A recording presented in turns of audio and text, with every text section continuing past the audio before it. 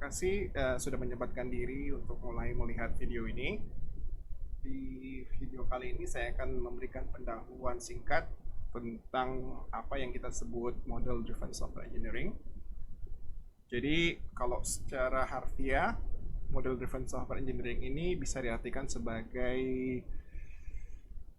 rekayasa perangkat lunak yang digerakkan atau tergerak oleh model. Jadi saya mengilustrasikannya seperti pada saat kita mengendarai suatu mobil. Jadi pada saat mengendarai mobil, kita hanya berinteraksi dengan beberapa komponen dari mobil tersebut. Jadi mungkin kita hanya mengendalikan atau menggerakkan setir, terus juga menginjak rem, dan juga mungkin mengendalikan transmisi. Jadi hanya komponen-komponen itu saja yang kita gunakan,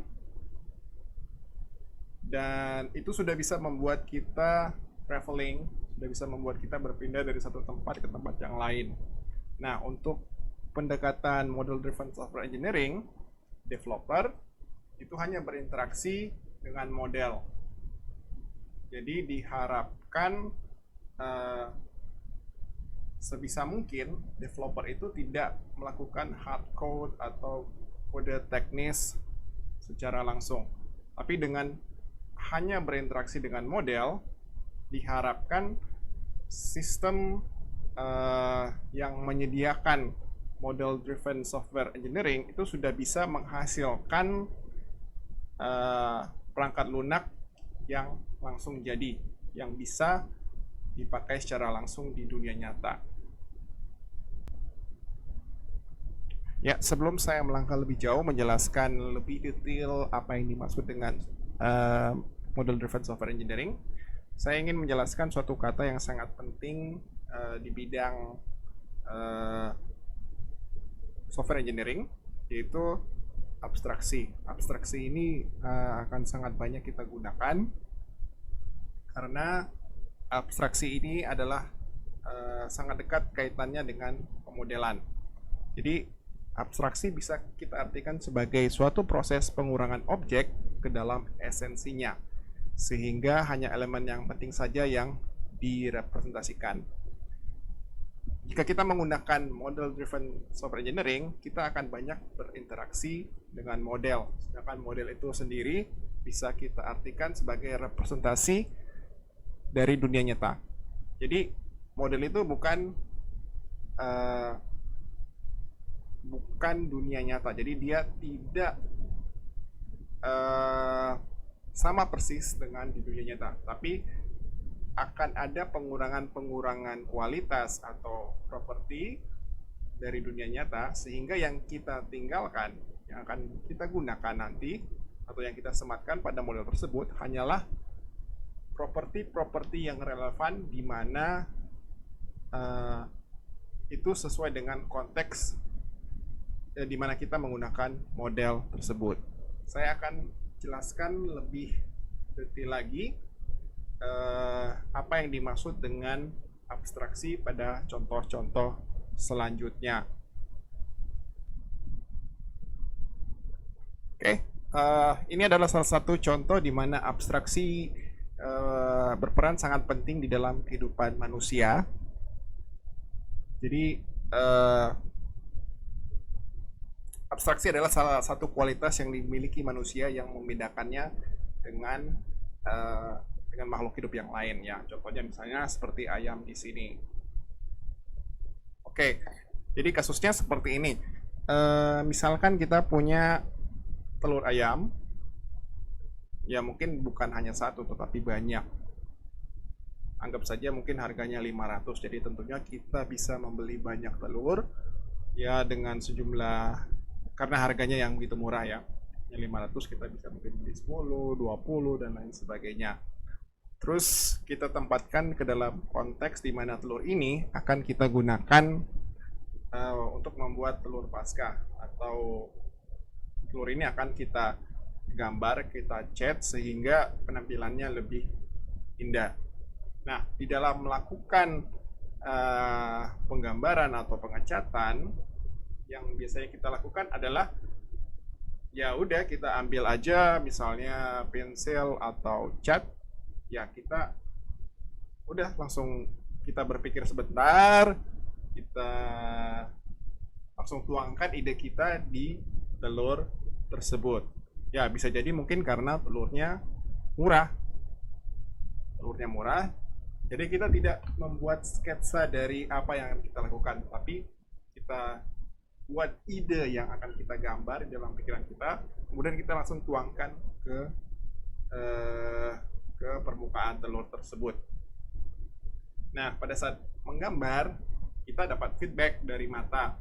Kita lihat hasil dari kemajuan gambar kita. Kita pikir, kita analisis, wah ternyata gambarnya salah. Atau misalnya, setelah ini setelah warna biru, saya akan tambahkan warna merah. Dan seterusnya. Jadi proses ide yang ada dalam pikiran, kita tuangkan, terus kita lihat hasilnya, ada feedback, masuk ke mata, terus kita olah lagi apa yang akan kita lakukan selanjutnya. Jadi proses ini akan berlangsung dengan begitu cepat. Jadi pada saat kita merencanakan apa yang akan kita gambarkan, pada saat itu pula kita melakukan abstraksi.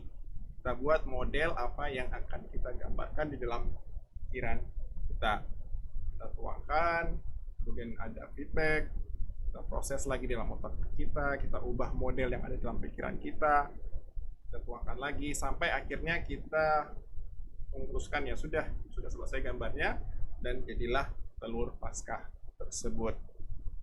Lalu, bagaimana kalau misalnya telurnya itu adalah telur yang mahal, jadi tidak semurah ini ya.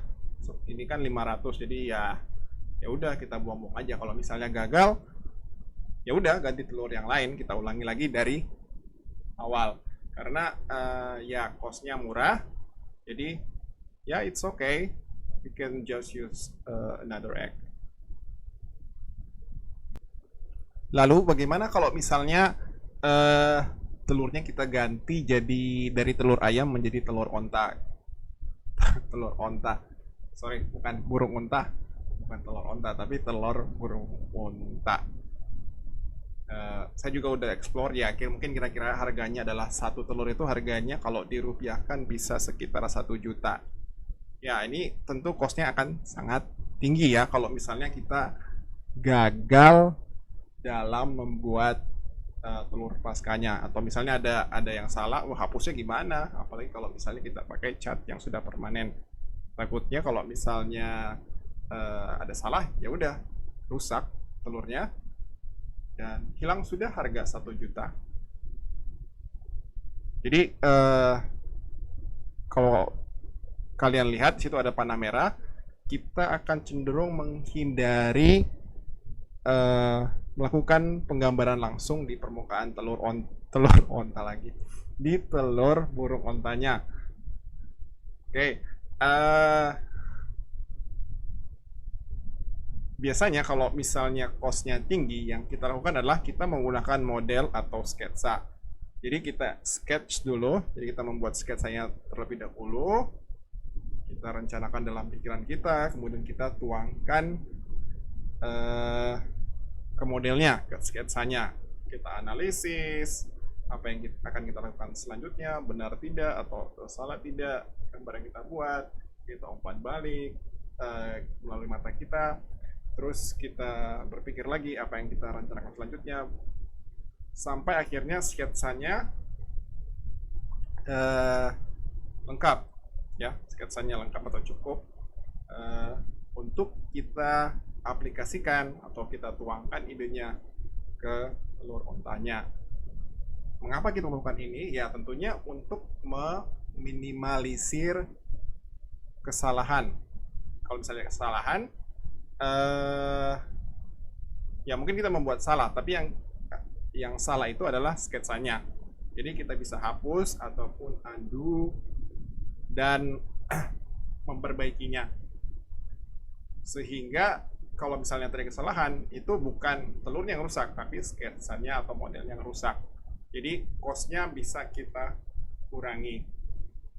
Jadi pendekatan pemodelan ini atau pendekatan sketsa ini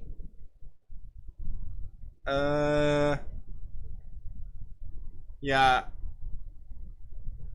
akan sering kita lakukan untuk hal-hal yang cost-nya tinggi, ya baik cost waktu maupun cost harga dan lain sebagainya.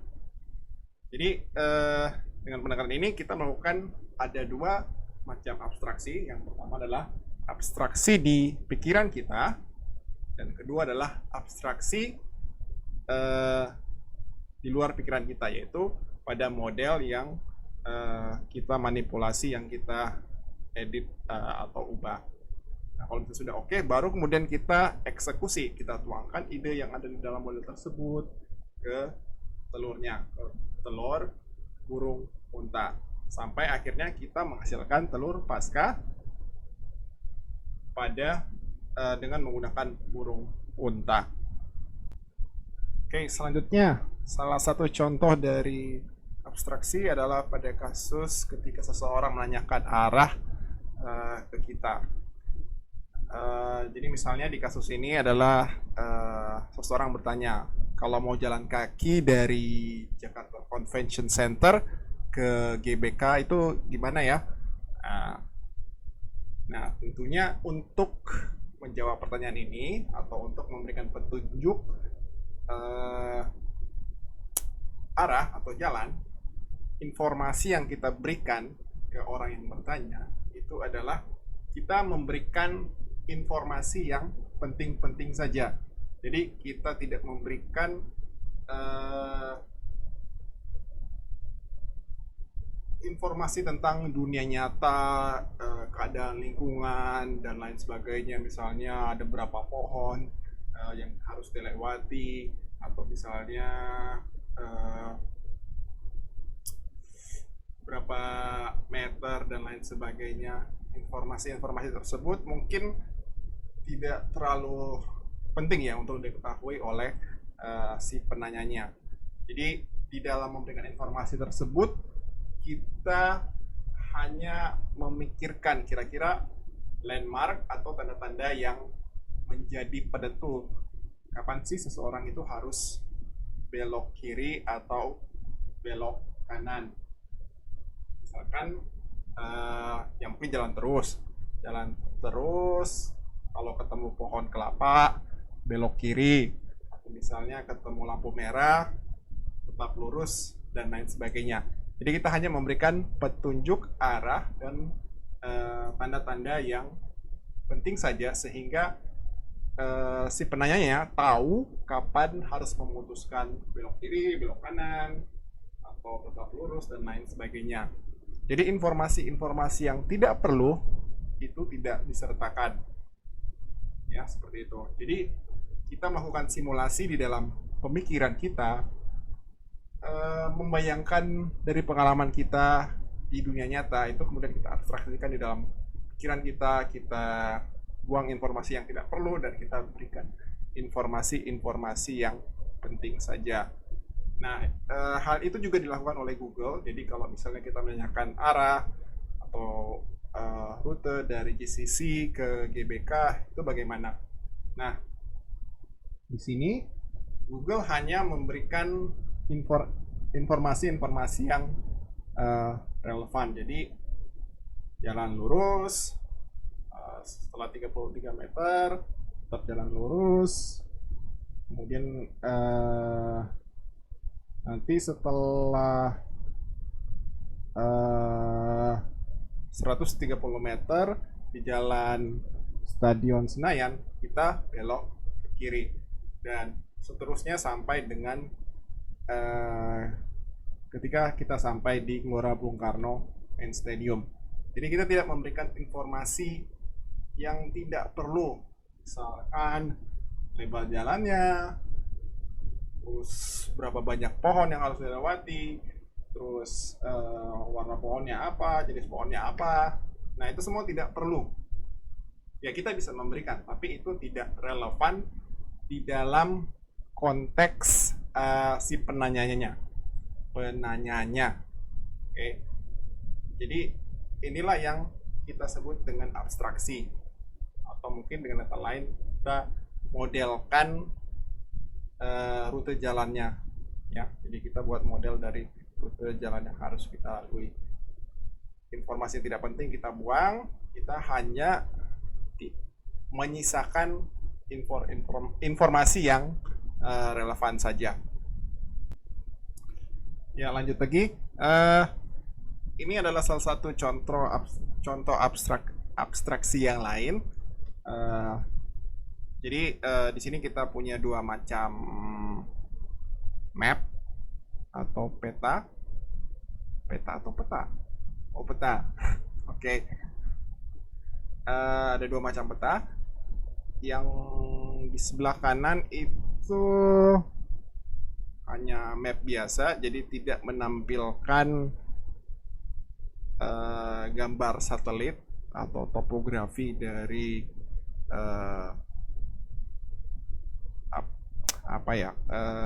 permukaan dari bagian bumi yang ditampilkan. Sementara yang di sebelah kiri itu dia menampilkan gambar satelit dari bagian bumi yang ditampilkan.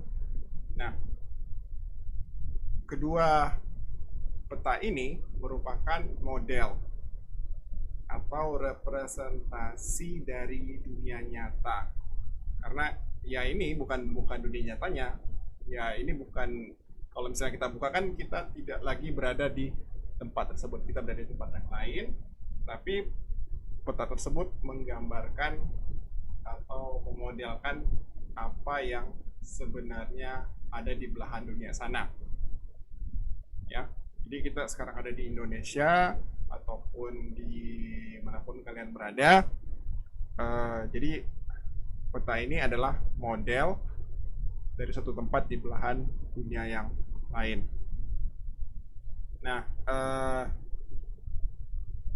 baik peta kiri maupun kanan ini memberikan penekanan yang berbeda. Ya, kembali lagi tergantung dari konteks di mana pemodelan itu dilakukan. Kalau yang di sebelah kanan, ya di sini kan udah kita bisa lihat dengan jelas kota-kotanya apa aja, negaranya apa aja, terus batas-batas wilayahnya, ya, kita bisa akses dengan cepat. Tetapi kalau yang di sebelah kiri itu penekanannya lebih kepada maaf, saya bukan geografer, jadi penekanannya lebih kepada topografi, ya. Topografi, ada pewarnaan. Dari sini kita bisa tahu tekstur dari permukaan buminya itu seperti apa. Jadi kalau kalian lihat di peta sebelah kiri, kalian bisa lihat dengan jelas itu ada semacam aliran padang pasir, ya, yang mengalir dari gurun Sahara itu mengalir ke Samudra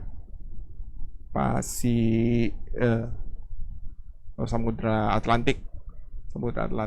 Dia kayak ada semacam aliran pasir. Jadi kemungkinan besar ada angin yang bertiup dari gurun Sahara yang membawa pasir-pasir dari sana ke Samudra Pasifik. Jadi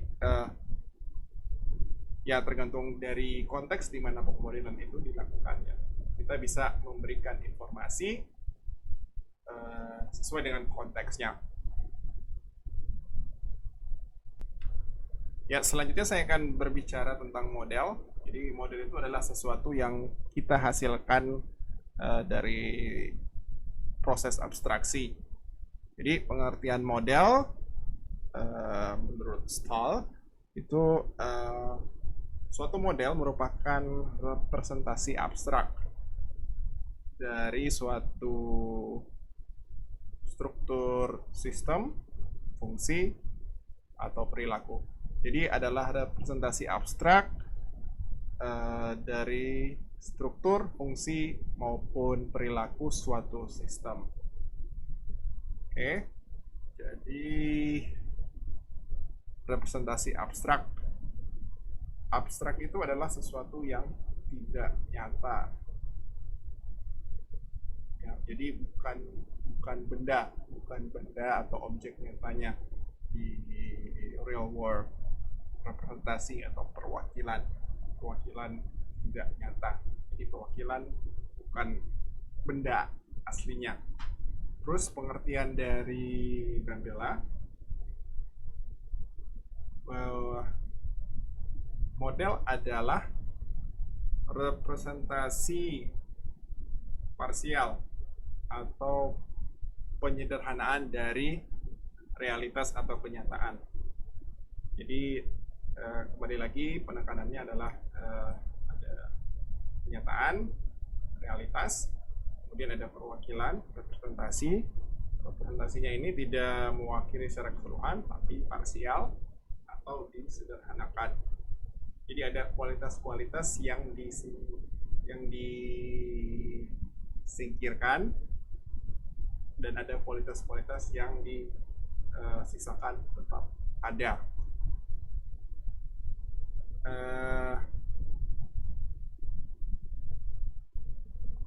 Ya, model ini didefinisikan untuk tujuan tertentu. Jadi untuk menyelesaikan suatu tugas atau untuk mencapai persetujuan akan suatu topik. Jadi ada konteksnya, ada tujuannya. Oke, jadi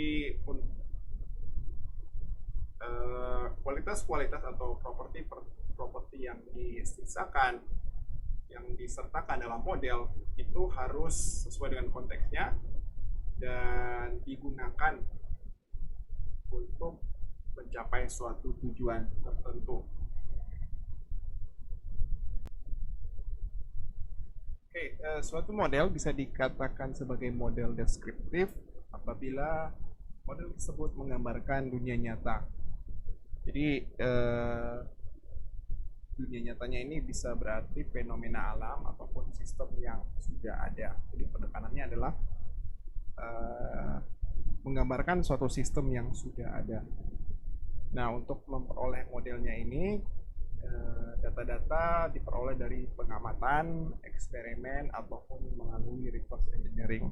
Tujuannya adalah untuk memahami bagaimana suatu sistem yang sudah ada bekerja, misalnya seperti di model sebelah kanan bawah, itu adalah sistem pencernaan. Jadi kita mencoba memahami bagaimana sistem pencernaan manusia itu bekerja.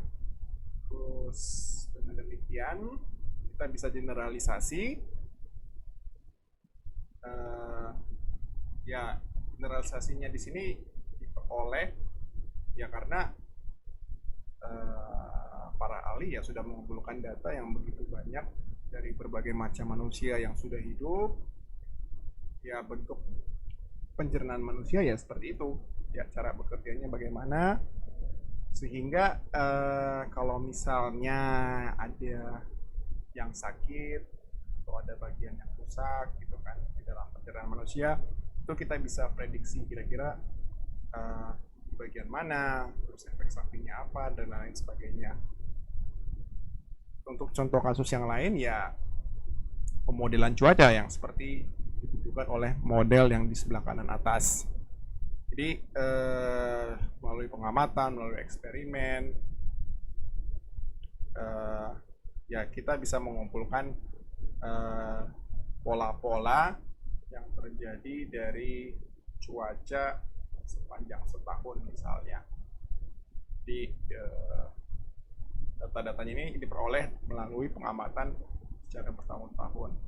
Nah, kita bisa lihat kesimpulannya. Jadi ternyata di bulan Desember di Indonesia merupakan awal dari bulan-bulan awal dari musim hujan. Nah, ini yang disebut dengan generalisasi. Kemudian kita bisa juga gunakan untuk prediksi. Kalau misalkan selama bertahun-tahun, oh ternyata di awal Januari kita bisa peroleh curah hujan yang semakin meningkat dari tahun ke tahun. Jadi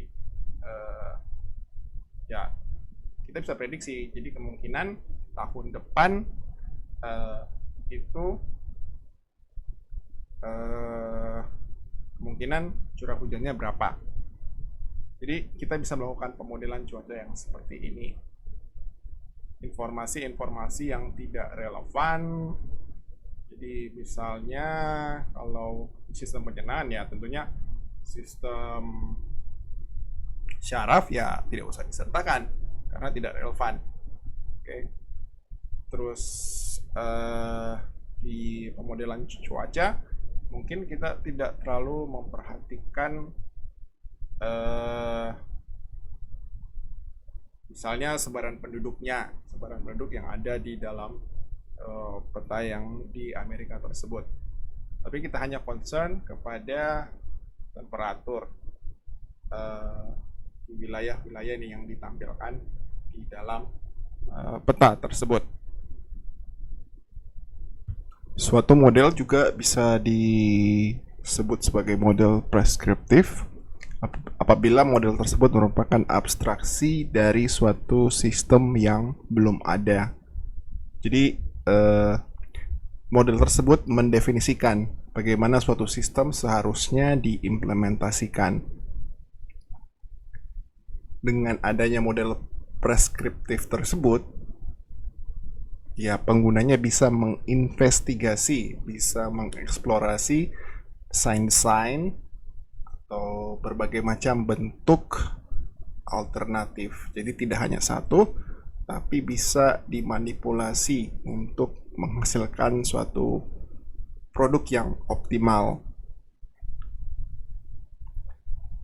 Model tersebut juga bisa digunakan sebagai bahan untuk mendiskusikan dan juga memverifikasi properti dari suatu sistem. Misalnya seperti yang disebutkan sebelumnya, desain mana saja sih yang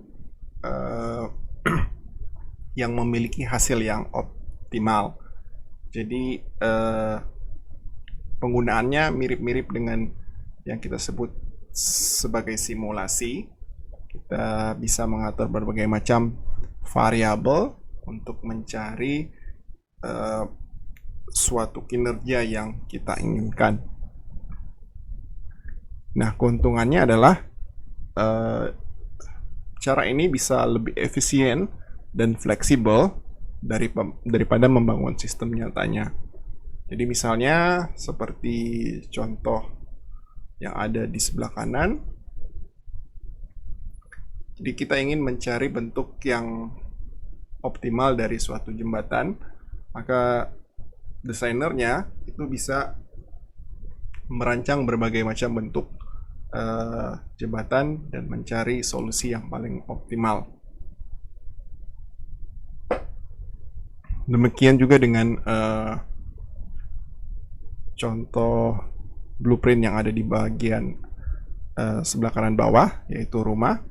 Ya, seorang arsitek mungkin bisa, atau sarjana sipil mungkin bisa mendiskusikan sketsa rumah ini ke kliennya untuk mencari berbagai macam bentuk alternatif yang disukai oleh kliennya. Peran model sebagai model preskriptif itu sangat penting, sangat krusial, khususnya bagi produk-produk yang memakan cost yang tinggi, misalnya seperti jembatan seperti ini. Kalau misalkan kita tidak memodelkan, risiko akan kegagalan itu sangat tinggi. Jadi dengan adanya suatu model, kita bisa membuat semacam mock-up yang bisa kita manipulasi, yang kita bisa ubah variabelnya, yang akan menjadi blueprint atau pemandu dalam implementasi. sehingga pada saat melakukan pemodelan, kita bisa mengantisipasi sebanyak mungkin kemungkinan-kemungkinan akan kegagalan. Kemungkinan-kemungkinan ini kemudian kita reduksi atau kita kurangi, sehingga pada saat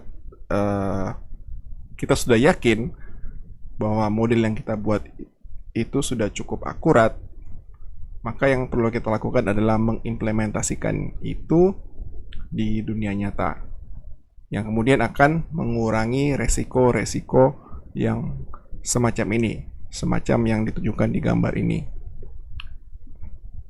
Kalau ini terjadi di dunia nyata, ini akan sangat merugikan, karena kita tahu sendiri biaya untuk membangun jembatan itu sangat mahal. Jadi ada baiknya kita melakukan pemodelan.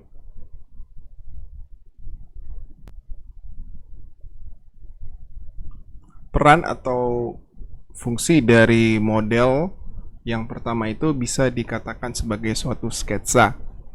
Jadi jika model digunakan sebagai suatu sketsa, fungsinya biasanya adalah memfasilitasi diskusi dan komunikasi. Nah, biasanya ini yang akan kita lakukan pada saat desain awal atau brainstorming, seperti yang ditunjukkan di gambar sebelah kanan. Ini adalah model suatu denah ya bangunan, dan ini biasanya digunakan oleh arsitek untuk mendiskusikan kira-kira bentuk rumahnya atau interior dari rumahnya itu seperti apa nantinya. Hal yang sama juga bisa kita lakukan di bidang software engineering. Ya, misalnya kita diskusi kelas apa aja yang kita butuh di dalam software kita, fungsi-fungsinya, interaksi antara objek, dan lain sebagainya. Nah, biasanya kita menggunakan kertas atau papan tulis. Jadi tujuan utamanya adalah untuk komunikasi, diskusi, brainstorming, dan sebagainya. Adapun notasi yang digunakan atau bahasa yang digunakan itu adalah tidak formal dan tidak lengkap. Selain digunakan sebagai sketsa, model juga bisa digunakan sebagai cetak biru atau blueprint. Nah, blueprint ini model berfungsi untuk memberikan spesifikasi rinci atau mendetail dari suatu sistem. Jadi, dengan mengikuti blueprint tersebut, diharapkan produk akhir nanti itu paling tidak bisa dipakai atau bisa digunakan di dunia nyata. Dan biasanya model yang digunakan sebagai cetak biru, modelnya itu diekspresikan dalam bahasa pemodelan. Artinya sudah ada tingkat kebakuan dari bahasa pemodelan itu sendiri. Jadi tidak sebebas pada saat kita melakukan sketsa. Contohnya misalnya seperti pada gambar di atas, ada dua gambar, yang satunya kelas diagram dan yang satunya lagi adalah menggunakan pemodelan bisnis proses. Jadi sudah ada aturan-aturan yang mendasari dari pemodelan tersebut, walaupun mungkin sebenarnya masih ada kekurangan kecil di sana sini. Tapi itu sudah cukup rinci dan ya spesifikasinya sudah cukup untuk membangun suatu sistem. Nah, cetak biru itu sendiri itu membutuhkan interpretasi manusia, dan dalam implementasinya itu dilakukan secara manual atau tidak otomatis menggunakan misalnya software atau mesin. Jadi dari model ke sistem implementasi itu memerlukan pekerjaan yang manual. Misalnya kayak ada denah bangunan, ya untuk mewujudkan tersebut maka pekerjaan manual harus dilakukan. Jadi rumahnya dibangun setahap demi setahap. Selain digunakan sebagai sketsa dan cetak biru, model juga bisa digunakan sebagai program. Jadi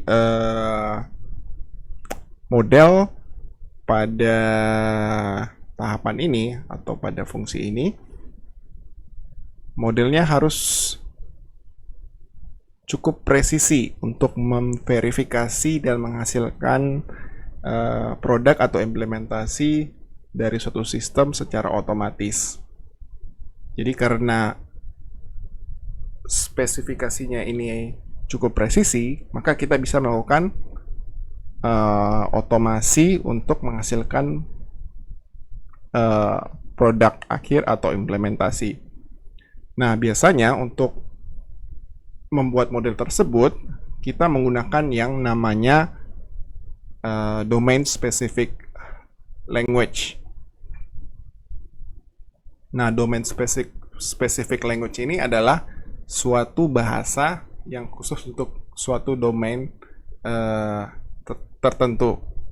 Dan dia memiliki, dan model yang dihasilkan itu memiliki format-format baku yang dapat diproses oleh mesin. Jadi tingkat kedetailannya sangat tinggi dan presisi. Contohnya misalnya seperti simulator. Simulator yang kalian dapat lihat di bagian gambar di bawah. Jadi ada simulator rangkaian listrik. Kalau misalnya bahasanya tidak cukup presisi, maka akan terjadi keambiguitasan, sehingga akan sangat sulit untuk diproses oleh mesin.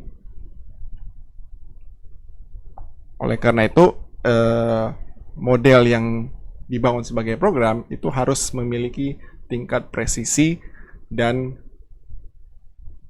format-format yang baku yang dapat diproses oleh mesin. Contoh yang di sebelah kanan adalah entity relationship diagram. Nah, ERD diagram yang ada di sebelah kanan ini sudah cukup spesifik untuk dipakai untuk menghasilkan database. Jadi cukup dengan membangun diagram di atas, kita tidak perlu lagi mengeksekusi SQL misalnya untuk membangun SQL secara manual. Kita tidak perlu lagi melakukan itu, tapi cukup membangun diagram ini, dan kemudian diagram ini akan ditransformasi untuk menghasilkan kode-kode SQL yang nanti akan dieksekusi untuk menghasilkan database. Jadi tidak perlu lagi kita melakukannya secara manual, ya harus mengetik SQL, execute, dan lain sebagainya. Cukup dengan membangun entity relationship diagram ini, kita sudah bisa memiliki atau menggenerate database. Satu hal yang perlu diperhatikan adalah suatu model itu tidak selalu suatu diagram. Jadi ya, suatu model itu bisa diekspresikan dengan suatu diagram, tetapi tidak selalu. Ya, suatu model juga bisa diekspresikan dengan teks. Contohnya seperti gambar yang ada di sebelah kanan. Jadi dua representasi berbeda ini, satunya gambar dan satunya teks, itu mengacu atau merepresentasikan suatu model yang sama. Jadi suatu model itu bisa direpresentasikan dengan berbagai cara, ya. Dan pada umumnya ada dua cara. Yang pertama adalah secara visual dengan menggunakan diagram yang di sebelah kiri, dan cara kedua adalah dengan menggunakan teks seperti yang kalian lihat di bagian sebelah kanan. Ya, sekarang saya akan menjelaskan secara lebih detail apakah yang dimaksud dengan model driven software engineering. Ya, berkaitan dengan adanya kata drive di istilah model driven software engineering, ya drive itu kan berarti kita mengemudi atau menggerakkan atau mengendalikan ya. Jadi seperti yang sudah saya katakan sebelumnya, bahwa model driven engineering atau software engineering ini itu mirip-mirip dengan seperti saat kita mengendarai suatu mobil. Jadi yang kita kendalikan, yang pengguna berinteraksi dengannya itu hanyalah sebagian kecil daripada suatu sistem. Jadi pengguna atau pengemudi cukup menggerakkan setir atau menginjak rem dan gas, mengatur transmisi dan lain sebagainya. Itu sudah cukup untuk membuat dia berpindah dari satu tempat ke tempat yang lain. Ya, jadi ada perpindahan tempat di situ. Nah, begitu pula dengan model driven software engineering. Jadi, seseorang bisa menghasilkan software itu hanya dengan orang tersebut atau developer itu cukup dengan berinteraksi dengan model. Jadi dia membuat model, mengubah model, mengedit model, mentransformasi model, dan lain sebagainya. Itu sudah cukup untuk menggenerate software yang bisa dipakai. Atau paling tidak meminimalisir jumlah kode yang harus dibangun secara manual. Sehingga produktivitas dari developer itu bisa dinaikkan. Secara sederhana kita dapat mengartikan model driven software engineering sebagai suatu aktivitas di mana aktivitas tersebut kita menggunakan model preskriptif untuk membangun software. Jadi softwarenya belum ada, kita membangun dan menggunakan model preskriptif untuk menggenerate atau untuk membangun software secara otomatis. Nah, aktivitas-aktivitas apa saja yang kita lakukan di model driven software engineering? Yang pertama adalah kita merekayasa domain specific language untuk membangun model tersebut. Nah, DSL ini harus memiliki sintaks yang presisi. Dalam arti tidak boleh ada hal yang ambigu. Itu yang dimaksud dengan presisi. Sehingga ketika menggenerate software tidak ada ambiguitas tersebut, tidak ada ambiguitas di dalam software generation-nya. Terus DSL ini bisa diekspresikan ke dalam bentuk visual maupun tekstual seperti yang telah dijelaskan sebelumnya. Nah, di model driven software engineering ini kita juga bisa mengekspresikan constraint dan mengecek validitas dari model. Salah satu contohnya adalah di gambar di atas, khususnya gambar yang sebelah kiri. Di situ kita melihat ada relasi implementasi ya, implementasi dari interface. Nah, implementasi dari interface itu mewajibkan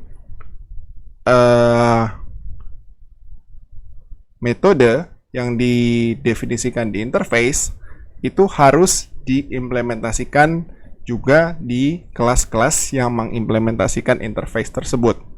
Jadi dengan demikian strategi 1 dan strategi 2 itu harus memiliki implementasi dari operasi algoritma yang didefinisikan di interface strategi. Makanya di strategi 1 dan strategi 2 itu memiliki operasi atau metode algoritma. Nah, kalau kita ingin membangun software atau menggunakan pendekatan model driven software engineering, ini bisa dilakukan secara otomatis. Terus ini dilakukan untuk mengecek apakah model yang kita bangun itu sudah benar atau tidak. Ya, tujuannya apa? Ya, tujuannya nanti supaya pada saat menggenerate software itu tidak terjadi error atau tidak terjadi ambiguitas. Terus di model driven software engineering kita juga bisa menggunakannya untuk analisis dan simulasi model. Ya, seperti yang telah dijelaskan sebelumnya, kita bisa melihat apakah model dari jembatan ini sudah optimal atau belum. Terus kita juga bisa eksplorasi kemungkinan-kemungkinannya lain. Jadi misalnya kalau misalnya kita tambahkan satu tiang di tengah, apakah itu akan membuat jembatannya lebih kuat?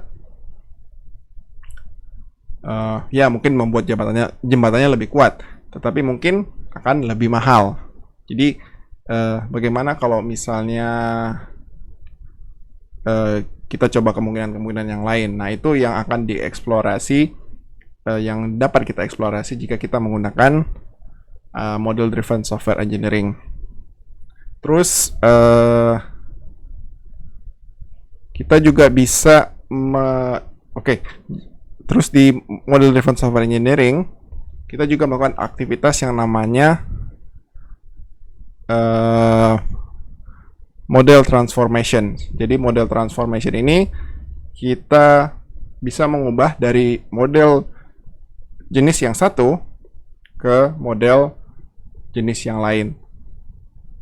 Nah, contohnya seperti yang ada pada gambar di atas. Kita bisa mentransformasi kelas diagram yang ada di sebelah kiri itu menjadi sequence diagram yang ada di sebelah kanan. Keduanya merepresentasikan model yang sama, tapi dari sisi aspek yang berbeda. Oke, jadi view-nya berbeda, tapi ya merepresentasikan untuk model yang sama.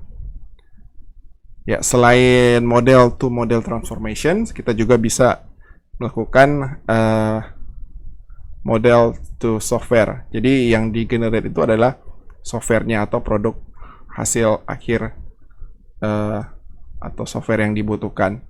Jadi ya mungkin salah satu contoh paling sederhana adalah kelas diagram yang ada di gambar tersebut. Kita bisa menggenerate secara otomatis dokumentasi dari kelas diagram tersebut, sehingga seseorang itu tidak perlu lagi mengetik secara manual dokumentasi dari kelas diagram yang ada tersebut. Oke, lalu pertanyaannya, kapan kita perlu menggunakan model driven software engineering? Ada beberapa kondisi yang kalau itu terjadi, kita bisa mulai memikirkan untuk menggunakan model driven software engineering. Kondisi yang pertama adalah ketika tingkatan abstraksi yang diberikan oleh teknologi pada level implementasi ataupun teknis itu tidak lagi efisien. Jadi misalnya kita sering melakukan copy paste kode program yang mirip, dan indikator yang lain adalah pada saat kita melakukan suatu perubahan di source code, perubahannya mungkin hanya sebagian kecil, tetapi itu menuntut kita untuk memperbaiki atau mengubah juga kode yang lain di file-file yang lain juga. Jadi misalnya kita ubah di satu file, hanya sebagian kecil kode, kita mesti mengubah di bagian-bagian kode yang lain yang tersebar di misalnya 100 file yang lain, yang sebenarnya juga perubahannya itu tidak jauh berbeda, ya mirip-mirip. Nah, hal-hal yang seperti inilah yang sebenarnya itu bisa diotomasi oleh software, sehingga pekerjaan-pekerjaan manual, edit-edit program seperti ini itu tidak dilakukan oleh programmer, tapi dilakukan oleh software, dan programmer bisa fokus kepada hal-hal yang memang penting untuk dilakukan. Kondisi yang lain adalah ketika program itu semakin kompleks dan memahami cara kode program tersebut pada tingkatan implementasi atau teknis itu sangat sukar dilakukan. Jadi memahami sistem dengan menggunakan bahasa misalnya General Programming Language itu sangat sulit dilakukan. Nah, pada saat inilah kita mulai memikirkan untuk menggunakan model driven software engineering, karena programmer nanti akan bekerja pada bahasa yang jauh lebih sederhana yang disesuaikan dengan domainnya. Karena memahami kode program jika menggunakan General Programming Language itu sudah sangat susah, terlalu kompleks, dan memakan waktu. Jadi ya ada baiknya menggunakan domain specific language untuk membangun software. Nah, sebenarnya hal ini sudah terjadi di bidang computer science ataupun software engineering, di mana dahulu kala orang itu, para ahli, para saintis itu membangun software itu awalnya mulai dari kode-kode biner. Jadi ada sinyal, tidak ada sinyal. Kalau ada sinyal ini, responnya apa? Kalau tidak ada sinyal, responnya apa? Dan lain sebagainya. Jadi kalau ada sinyal 1, lakukan A. Kalau tidak ada sinyal atau 0, tidak lakukan A. Atau misalnya bisa juga dibuat kombinasi, kalau sinyalnya 101 harus melakukan apa. Nah, ini awal-awal pada saat orang mulai membangun software. Nah, kemudian ditingkatkan lagi menjadi bahasa assembly. Ya, bahasa assembly, ada memori, ada register, dan lain sebagainya. Dan ini pun masih tetap sangat susah ya untuk memahami suatu software bekerja atau untuk membangun software. Nah, kemudian ditingkatkan lagi abstraksinya. Ya, jadi bahasa assembly itu masih sangat mirip dengan bahasa mesin ya. Kita tingkatkan lagi abstraksinya sehingga itu lebih mudah dipahami, khususnya dipahami oleh programmer, oleh orang teknis. Nah, muncullah yang namanya General Programming Language. Nah, General Programming Language ini mungkin akan lebih mudah bagi programmer untuk menguasainya. Ya, tetapi ya tetap aja susah ya gitu kan. Ya ya dibutuhkanlah waktu atau invest waktu yang cukup untuk memahami bahasa pemrograman umum. Nah, kemudian karena masih tetap kompleks, ditingkatkan lagi abstraksinya. Tapi abstraksinya ini disesuaikan dengan domain-domain yang ada. Makanya hadirlah yang namanya domain specific language atau bahasa-bahasa sederhana yang itu bisa digunakan oleh user biasa. Jadi user biasa yang pakar di bidang tertentu bisa menggunakan domain specific language ini untuk memanipulasi model, membangun model yang kemudian akan digunakan untuk menghasilkan produk tertentu.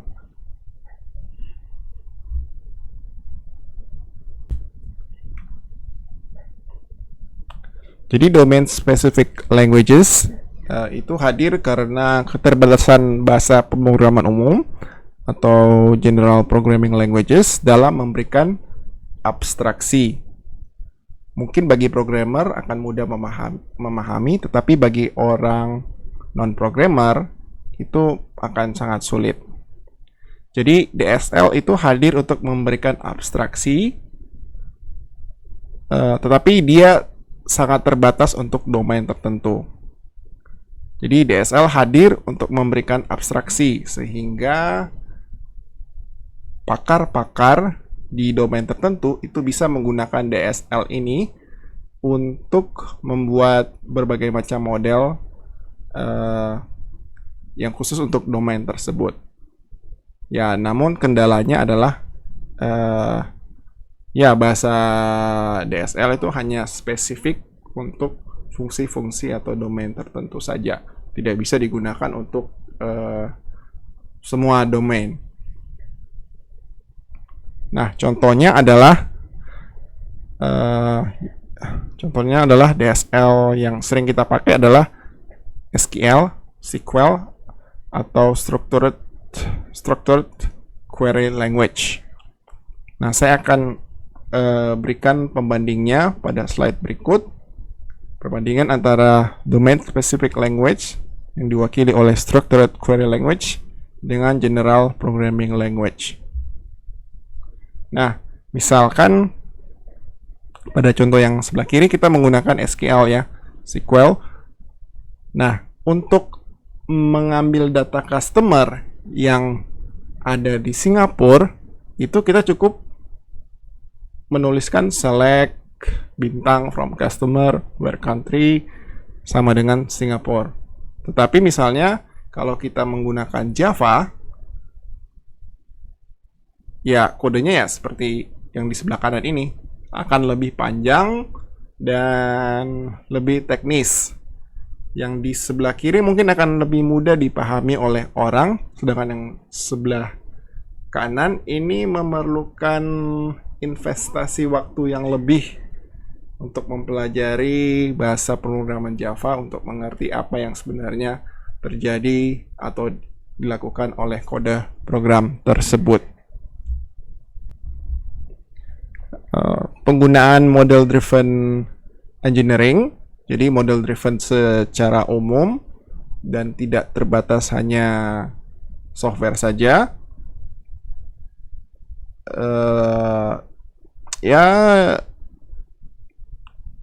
Ya, pendekatan ini sebenarnya sudah dilakukan sejak lama. Ya, mungkin awal-awalnya khusus untuk bidang software itu sekitar awal-awal tahun 90-an. Dan sudah banyak perusahaan yang sudah menggunakan pendekatan model driven engineering. Ya, mulai dari IBM, Siemens, Airbus, NASA. Ya, kalau kalian perhatikan ya, mayoritas dari perusahaan-perusahaan tersebut adalah perusahaan-perusahaan besar yang bergerak di bidang engineering. Jadi kalau kalian mungkin mau tertarik untuk mempelajari lebih dalam lagi tentang model driven engineering, ya mungkin kedepannya kalian akan memiliki peluang lebih besar untuk bekerja di perusahaan-perusahaan di bidang engineering. Ya, contohnya ya IBM, Siemens, Airbus, ya Rolls-Royce, dan lain sebagainya.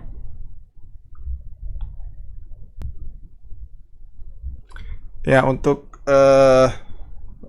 referensi lebih lanjut, pengertian abstraksi itu bisa kalian baca di buku yang Abstraction in Artificial Intelligence and Complex System. Jadi buku ini sebelum membahas abstraksi dari sisi artificial intelligence dan complex system, buku ini mencoba membahas apa sih sebenarnya abstraksi itu, dilihat dari tidak hanya dari sisi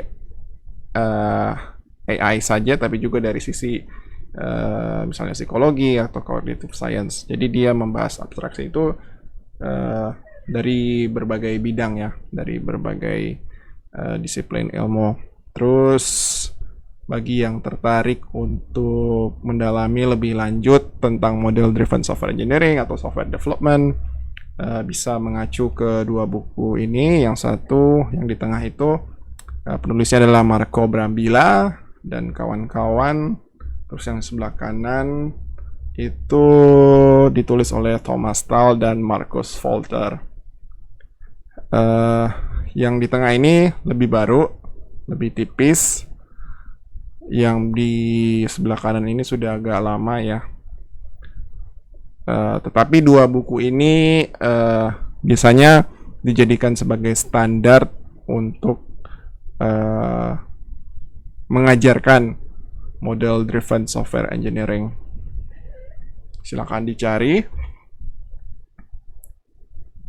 atau mungkin bisa pesan supaya ya mungkin bisa disediakan di perpustakaan di universitas kalian. Oke, lalu apa selanjutnya setelah ini? Ya, kalau memang ada kesempatan, ya saya akan mempresentasikan atau mengajarkan lebih lanjut tentang bagian-bagian atau aspek-aspek penting yang perlu dipelajari dalam melakukan model driven software engineering. Kita bisa belajar tentang meta modeling. Apa sih itu meta modeling? Terus kita juga belajar tentang modeling secara tekstual maupun visual. Kita juga bisa belajar tentang model validation, model transformation, baik dari model to text maupun model to model. Untuk toolsnya, saya merekomendasikan Epsilon. Jadi Epsilon ini adalah salah satu tool yang dimana di dalamnya itu terdapat berbagai macam bahasa yang mirip-mirip, satu keluarga, yang digunakan untuk tujuan yang berbeda-beda. Jadi misalnya ada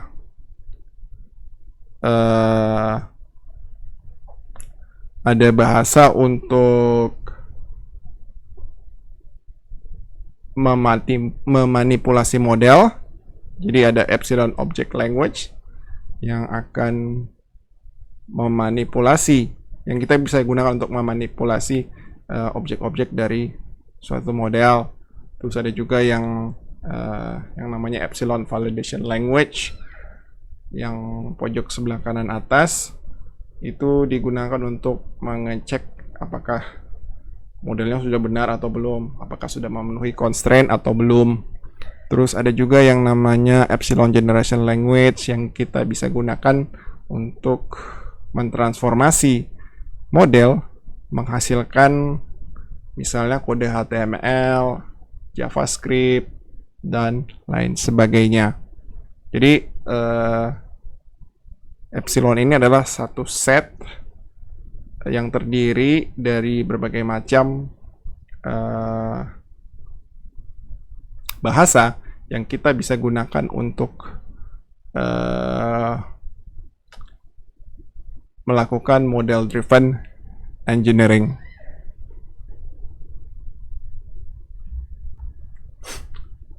Ya, silahkan cek di websitenya. Di bagian pojok kiri bawah itu ada alamat webnya. Silahkan kalian berkunjung, baca-baca, silahkan cek dokumentasinya. Ya, silahkan coba juga download softwarenya dan coba jalankan.